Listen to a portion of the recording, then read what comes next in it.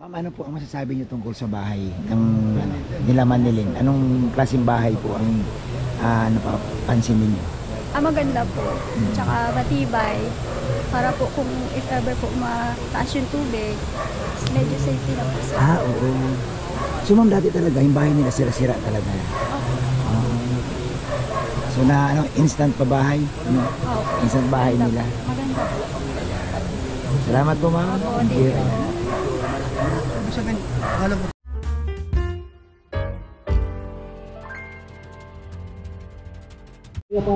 Brian, anong masasabi mo sa pabahay ni Kalingap Dan? Ano po, napakaganda po mga Kalingap. Sobrang ganda kasi kumbaga hindi ka basta-basta magkakaroon ng ganitong klaseng bahay. Kumbaga siguro kung sila lang hindi nila naisip, hindi nila siguro kahit maisip lang na magkakaroon sila ng ganitong pabahay ng biglaan lang. So grabe yung mga pabahay ni Kalingap Dan, talaga napakaganda. Quality, ang ganda po. Quality. Ano po ito, saka ano po siya, parang niready po talaga itong pabahay po ito kahit sa baha po. Oo. May ano siya, modern po yung loft yan. May loft daw. Yeah. Makita naman natin tibay-tibay. Kahit bagyuhin po yan, talagang matibay. Masabi mo talaga na nakakatulong. Bulag lang mga kasabing hindi nakakatulong. Thank you Kalingap Ian ha. Salamat Kalingap Ian. Siyempre, si Mr. J, grabe ang laki na ng katawan mo bro. Para ka nang si ano. Bro, anong masasabi mo sa pabahay ni Kalingap Dan? Sobrang ganda ng pabahay ng Kalingap Dan. Kung makikita mo, napaka-simple. Oo nga bro. Simple, no? Pero alam mo, maluwag sa kanila yan. Oo, maluwag na sobra. Ang ganda. Saka, ang ganda ng lugar. Yes. Presko. Paggabi for sure, dito. So, Presko. napaka-inspired. Napakapalad bro nung beneficiary. Oo, napakapalad. Sana pahalagahan yung bahay. Bahay. Para mas lalong tumagal. Thank you, Kalingap DJ. Siyempre kay Pong tayo. Pong, ano masabi mo sa pabahay ni Kalingap Dan, Pong? Ang ganda, ang cute, very girly, pero napaka-fresh at mata. Oo, no. Malinis tignan. So, napakapalad ng beneficiary, Pong? No? Sana ako sunod na pabahayan. Uy! Survive! Uy, yung yung mga mahihirap lang daw talaga. Hirap lang ba? Akala ko Ayan. bawal ba sa atin? Bawal sa atin. So, Pong, napakaswerte nung natulungan ni Kalingap Dan, no? Kasi instant pabahay. Instant talaga. No? And hindi lang basta bahay. Sementado. Simentado nga. Hindi normal na. Hindi yan native house. Kumbaga, konkreto. Di ba? Kumpletong. Yung bintana, nakakapagselos. Ha? Yung bintana, nakakapagselos. Bakit? Jealous. Grabe. Jealousy. So, message mo kay Kalingap Dan. And Kuya Yan, Dan. baka, pusdi, pabayan mo na to. Bossdi, pabayang mo. Ganyan lang. Hindi, Papadaan, Message. Bossdi, ayan, congrats sa bago mong pabahay. Grabe, napakaganda. And alam kong hindi mo hindi tipid. Hindi bro, niya bro, napakakinis ng pagkagawa. Pulido nga eh. Pulido. Grabe. So, ayan, more pabahays to come and also yung blessings na ni Lord ibalik sa inyo. Ayan. Siyempre, magkano ang ganyang bahay, bro? Diyos ko bro, napakamahal yan bro. Ayan. Pero siyempre, si Kalingap Dan, hindi nang hinayang sa mga ganyang bagay. Oo nga. Talagang, Pero sana yung blessings talaga siksikliglig at umapaw na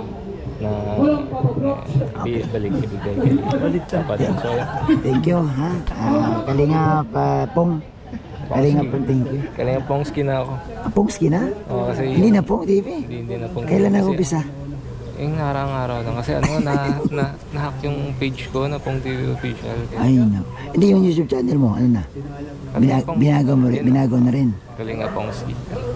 Ba, talaga lang ha. Pero mas cute. Talaga lang ha. Sige. Yan. Thank you. Kalingap Pongki. Thank you. Pongski, thank you. Sa iyong pabahay. Bro, message sa pabahay ni Kalingap Dan? Bro, Kalingap Dan, ang masasabi ko lang sa iyo, patuloy mo lang yung pagiging ganyan na magsipag na scouter din. At marami pang pabahay ang dumating sa mga beneficiary mo. Good luck bro, and Yan, mabuhay ka. Thank you, Kalingap Vincent. Guys, ayan. Anong message mo sa pabahay ni Kalingap Dan? Grabe, sobrang ganda kuya. Ha?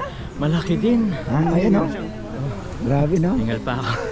Pero ano mo kuya, yung tipong nakaka-proud si kuya si Kalingap Dan. Kasi ang dami man nangyari recently. Oo nga bro, yung may mga nakaraan na may mga na dumaan na yung sa buhay niya pero hindi na pabago yung charity yun. Kasi alam naman natin, alam ni Dan yung goal niya talaga is sa pagtulong. Pagtulong talaga. Kaya yun, walang Napakapalad bro nung beneficiary niya. No? Instant pabahay. instant pabahay kuya. With the team Kalingap, lalo na sa programa ni Kuya Bal. Oo. Grabe. So, ang pabahay mo kailan na naman? Alam ko mayroon eh. Meron po kuya. Kailan ang ribbon cutting? Hopefully before, kasi July na ngayon eh. Sana before mag-end ng July, mag-ribbon cutting No, na. palagay mo na mga first week of August. Oh sige Yo. yan. Last week ko dyan, first week of August yan, mga ganyan. Isang lugar pala yun. Naga ulit kuya. Wow. Okay lang po. Punta kami doon. Punta kayo doon. Punta kami doon. Ayan. Thank you. Salamat Majobs. po. Ayan. Pure, anong masabi mo sa pabahay ni Kalingap doon? Ganda. Ha?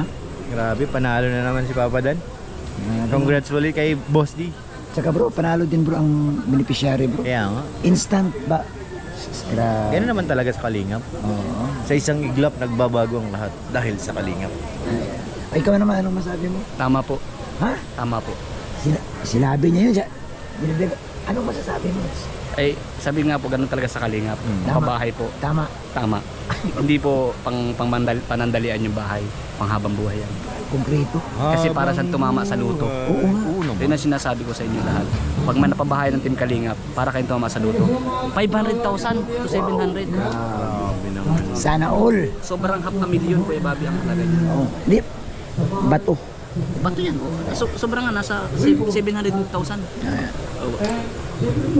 Ayan, thank you guys. Guwapo daw. At Maxo Project Manager. Kalingap Rab. Dapat ito, bigyan ng mula sa bapa. Palakpak tol, palakpak. Ikaw muna yung ano mo. Palakpak ko. Palakpak, palakpak. Ito yun eh, parang malakpak. Ano po yun? Mayroon na ako si Lalin. Ayan guys. Bangko ba ito?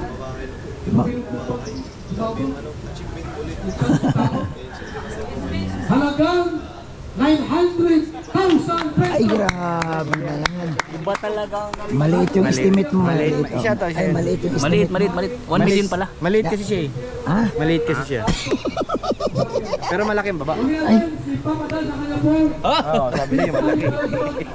Laki yung paa. Mabi na kaya nga. paa. Paa nga. Ayan oh, laki ng paa oh. Dilaw po. Ayan na. Ma'am, ano po ang masasabi niyo tungkol sa bahay ng nila Manilin? Anong klaseng bahay po ang napapansin ninyo? Maganda po. Tsaka matibay. Para po kung if ever po mataas yung tubig, medyo safety na po siya. Oo. So ma'am, dati talaga yung bahay nila sira-sira talaga. So instant pa bahay? Ano? Instant bahay nila. Maganda po. Salamat po ma'am. Thank you.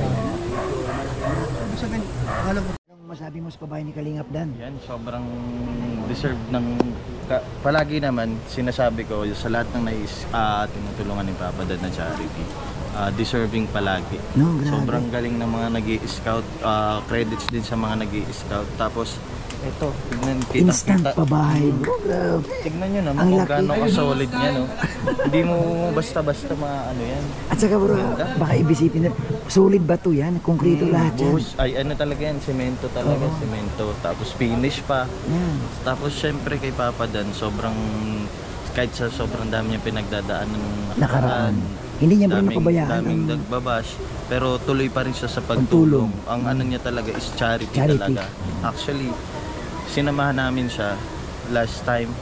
Sobrang solid talaga ng mga tinutulungan niya. Ang gagaling Diba? ng mga Oo. tinutulungan niya kasi yung mga binibigay na pera, imbis na igastos, iniipon, Iniipon, binibili, bro. pinaninegosyo pa, binibili ng baboy, Oo. pinaparami, itik. Grabe, kung bro, ano. no? Tas, talaga kahit binibigyan sila, naghahanap buhay, kaya nila i-manage yung oras nila. Yung ayoko na muna i-share kasi hindi pa yata. Basta sobrang solid. Ayan. Kaya solid So, suporta kami. napakapala din bro nung mga beneficiary ni Oo, Kalingap. beneficiary. Kasi talagang makikita nyo kung saan nilalagay yung perang pinapaabot nyo. Si Kalingap din talaga nagiging way para eto mabuo to. Grabe. Ganyan. Napakagandang bahay. Oo. Di ngayon meron na silang maayos na matutulugan. Sobrang solid po. Thank you, Coach Romeo, sa pag-interview ko sa iyo. Ayan. At benefit sa Kalingap. Ano si Coach? Mayaman man yan. Sino? Si Coach Romeo. Si Romeo. Maliit pa yan, kilala ko na yan. Natatakbo-takbo pa ngayon sa may sama, walang saluan. Ay, ibig sabihin na, kabisado mo Kabisado ko na pati ugali niyan. Oo. Sabi ko nga, Romeo, ay ang bata ito ay kakayong gayon oh. Hindi. Ay, grabe yung, wala palang lusot iri. Kasi si Coach Roy, Oo. kilala ko din yung magkakababata yan eh. Tumanda lang ng kaunti yan eh. Stress. Kaya pala binantsagan yung, Na-stress. kaya pala binantsagan Kalinga po sina. Kalingap. Oo. Coach Susi, hindi Kalingap. Coach Susi. Coach Susina Si pala. Coach Ralph, at maganda ba ang katawan mo? Oo. Love team pati yun. Ha? May love team yun. Kabisado, kilala mo talaga ay. Mga pagkabata nila kilala ko, maliliit pa sila noon. Ang mga itlog niya hindi pantay. Pero kita mo naman ngayon tol, ang lalaki ng Uy, ang katawan. laki pati itlog niya, laki tsaka ang liit ng isa. Uy, nabisto ka pala dito ay. Anong masabi mo? Kabisado tol, nabisto ka? Naalala mo pa ako? Hindi na kita naaalala eh. Nandun kayo nakatira sa may gilid ng bahay namin. Aba. Laki ng bahay namin dati doon sa bahay ninyo, maliit lang. Maliit ang bahay na pero ngayon mayaman na yan. Pero di ako makapaniwala na magkita kayo doon sa Kalinga. Ay, maliit lang talaga ang mundo ko Bobby. Ay, ito kilala mo to. Kilala ko yan. Ito. Oo, ano sa bikir, naging babaero tapos Yan? Oo. Ito, anong bikiri pala ito? Nakita na? Siraan ako. Hindi, kilala ko. Sabi ko kilala ko sila lahat kuya. Kilala mo. Siya, hindi ko na anong bata yun kasi malayo yan eh. Sila talaga yung si Coach Roy. Kapit-bahay pala namin dati, hindi ko na. Pero ano mo ha, kasalayan mo dating maliit lang tol. Kita mo naman ngayon. Laki yun. Si Ryan. Oo, gumagalaw pati yung dibdib pati. Oo. Humihinga yung dibdib eh. Uminga. Hinga. May sariling Ibig sabihin buhay. Ha? Ibig sabihin buhay. Buhay. Ay grabe guys. Nagkabistuhan na. Hindi ko napatayin. Ang dami pang baka. Huwag ito patayin. Ha? Sinasabi mo sa'yo. Patapos. Meron pa. Meron mo ba? Oo.